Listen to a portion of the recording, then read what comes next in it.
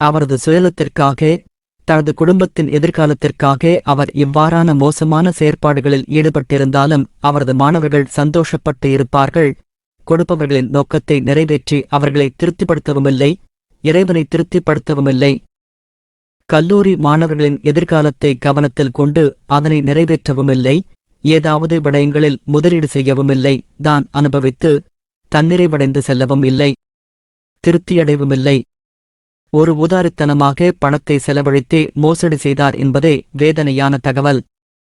இன்று அவரது மகன் இப்படி ஒரு சில்லறை கடை ஒன்றில் இருக்க வேண்டியவரல்ல, அவரது சமூகத்தின் அடுத்த தலைமுறைக்கான தலைவராக இருக்க வேண்டியவர்.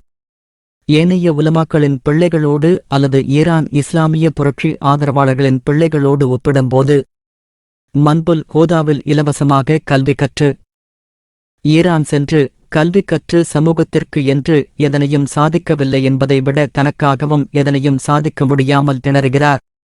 அவரது கல்வியை கூட முழுமையாக நிறைவு செய்து அவரை வளர்க்கவுமில்லை. வெளிநாடு சென்று ஒரு முழுமையான முதலீட்டை வைத்து தொழில் ஈடுபடவுமில்லை.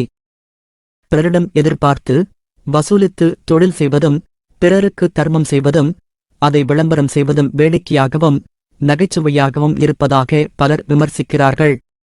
இன்று தந்தை போல அவரும் சிரமத்தையே சந்திப்பது வேதனையாக இருக்கிறது.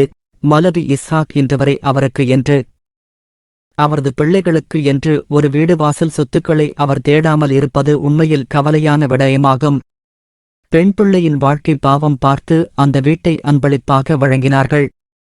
இல்லை என்றால் அவர்களுடைய நிலையும் கவலையாகவே இருந்திருக்கும். கல்லூரியின் மாஞ்சோலை தோட்டக்காணியில் இன்று அங்கு குடும்பத்தோடு வசித்து வருகிறார்கள்.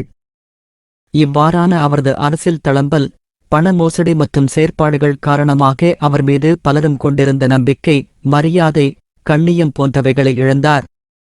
தலைகீழாக ஒவ்வொருவரும் ஒவ்வொரு குற்றச்சாட்டுகளை முன்வைத்தனர்.